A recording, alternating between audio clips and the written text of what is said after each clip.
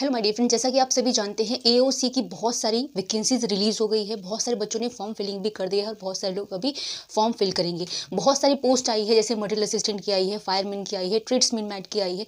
बहुत सारी ऐसी पोस्ट है, अपने अकॉर्डिंग जिसको जो भरना है वो भर रहे हैं। और जो उसकी जो पैटर्न आ रहा है एग्ज़ाम का, वो भी आपको समझना बहुत ज़रूरी है। ठीक है, जैसे कि हम कोई भी एग्ज़ाम के फॉर्म फिल करते हैं, हमें पता होना चाहिए कि एग्ज़ाम का सिलेबस क्या है, किस पैटर्न पे क्वेश्चन आते हैं, प्रीवियस ईयर में कैसे क्वेश्चन आए थे।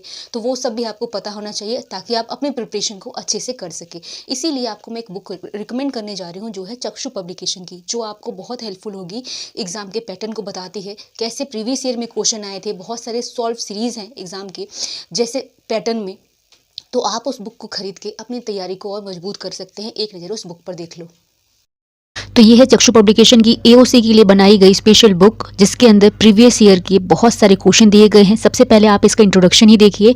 इंट्रोडक्शन में सबसे पहले इसका डिटेल सिलेबस दिया गया है, एग्ज़ाम का टाइमिंग, मार्किंग स्कीम सब कुछ समझाया गया है। फिर सारे ही प्रैक्टिस सेट दिए गए हैं और जिसको आप सॉल्व करके प्रीवियस ईयर में कैसे क्वेश्चन आए हैं उसको देख के सीख के बहुत अच्छी तरीके से अपनी प्रिपरेशन को कर सकते हैं।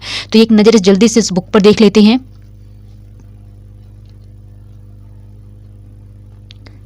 ये बुक आपके लिए काफ़ी ज़्यादा हेल्पफुल होगी। अगर आप ये बुक लेते हैं तो आप बहुत अच्छे तरीके से अपनी प्रिपरेशन को मजबूत कर सकते हैं। इसमें रीजनिंग, इंग्लिश, मैथ्स, जितने भी सिलेबस का पैटर्न है सब कुछ समझाया गया है मार्किंग स्कीम के साथ में।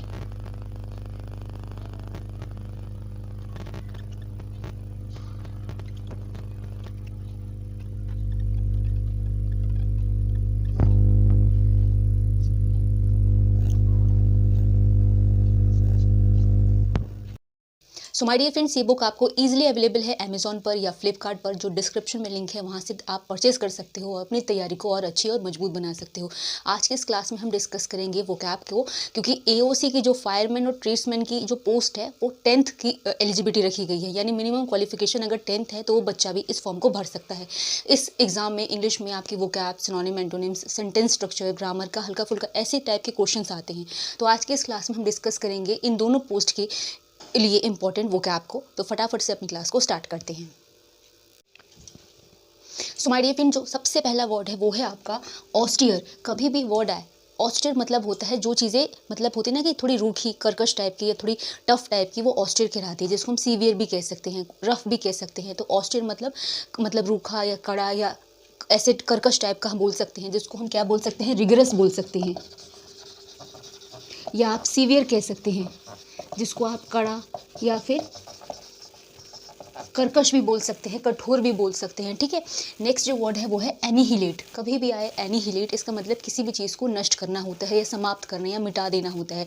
एनिहिलेशन, एनिहिलेट, डिस्ट्रॉय करना, किसी भी चीज़ को ख़त्म करना, र्यून करना कहलाता है। ठीक है, तो एनिहिलेट मतलब किसी भी चीज़ को नष्ट करना होता है, जिसको हम क्या कहते हैं, डिस्ट्रॉय करना या तो र्यून करना, या किसी भी चीज़ को जैसे बोलते हैं ना कि बर्बाद कर देना, तो एनिहिलेट करना कहलाता है।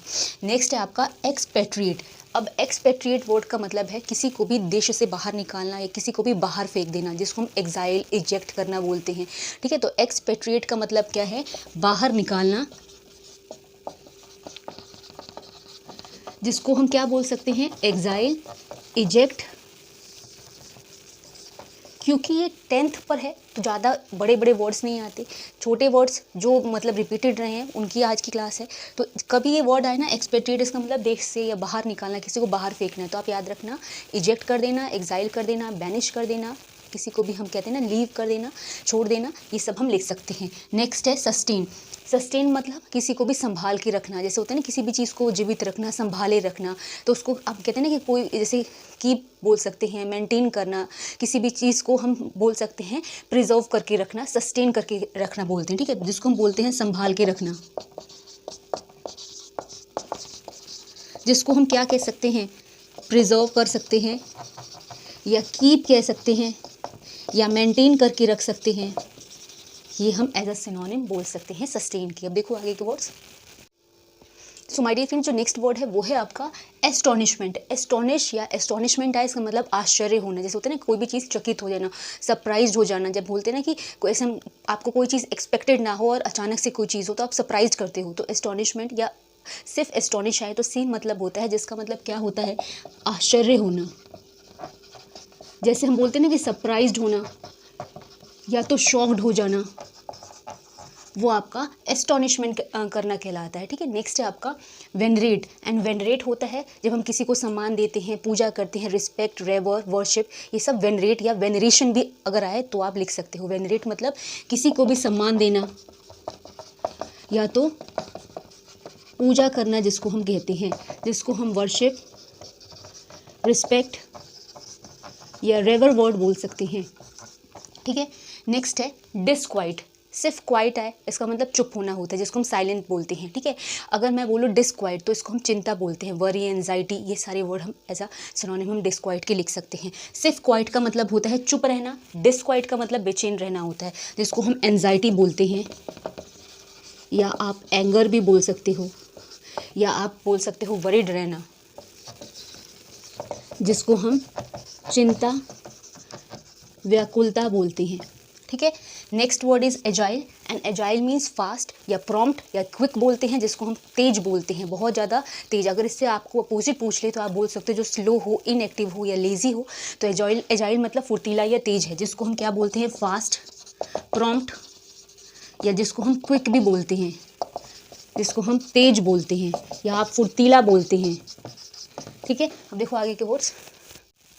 सो my dear friend, next word है वो है ऑनस्लॉट। ऑनस्लॉट मीन्स हमला करना, जैसे होता है ना किसी को भी अटैक कर देना, असॉल्ट करना, क्या कहलाता है, ऑनस्लॉट कहलाता है। आक्रमण करना या हमला करना, जो हम आम भाषा में बोलते हैं वही ऑनस्लॉट है। कभी भी आए इसको हम क्या बोलते हैं, अटैक या असॉल्ट, जिसको हम कहते हैं हमला या तो आक्रमण करना। ऑनस्लॉट कहलाता है। नेक्स्ट है क्रेडेंस। एंड क्रेडेंस मीन्स विश्वास, जिसको हम बिलीफ, ट्रस्ट, फेथ कहते हैं। क्रेडेंस मतलब होता है जैसे भरोसा करना या किसी पे विश्वास करना, जिसको हम सिंपल वर्ड्स बिलीफ, फेथ या आप ट्रस्ट कहते हैं, जिसको हम कहते हैं विश्वास। So the next word is insolent.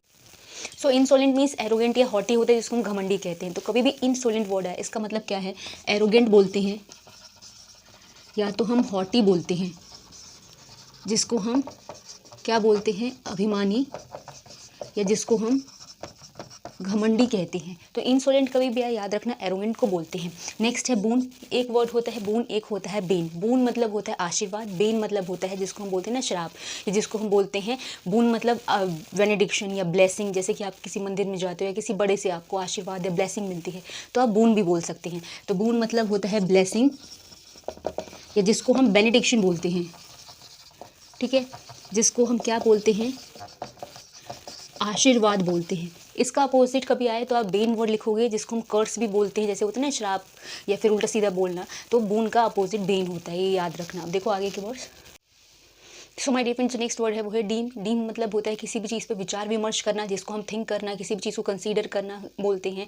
या थोड़ा एक और अगर हम आगे लेवल पे जाए तो पॉन्डर करना भी कहते हैं। ठीक है, पॉन्डर, थिंक, कंसीडर, डीम, ये सारे होते हैं विचार या विमर्श करने के लिए यूज़। वैसे आप इसको थिंक भी कह सकते हैं या कंसीडर करना भी कह सकते हैं, जिसको हम कहते हैं विचार करना।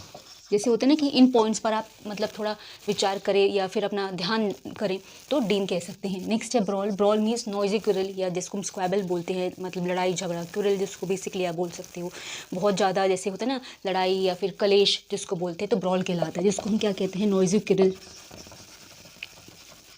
या ब्रॉल कह सकते हैं, जिसको हम क्या कहते हैं, लड़ाई। ठीक है, नेक्स्ट है dogma. And dogma means belief. कोई ऐसा होता है ना, कोई सिद्धांत है, कोई भरोसा है, जो टेनेंट जिसको बोलते हैं। ठीक है, टेनेट या तो बिलीफ बोलते हैं, या कोई भी ऐसी सिद्धांत जिसको हम बोल सकते हैं, वो डॉगमा कहलाता है। ठीक है, सो माय डियर फ्रेंड्स, ये AOC की वोकैब की छोटी सी क्लास यहाँ पे फिनिश हो रही है। अगर आपको अच्छी लगी हो, समझ में आई हो, तो वीडियो को लाइक, शेयर, चैनल को सब्सक्राइब करना। मिलेंगे नेक्स्ट क्लास में, तब तक के लिए थैंक्स फॉर वॉचिंग।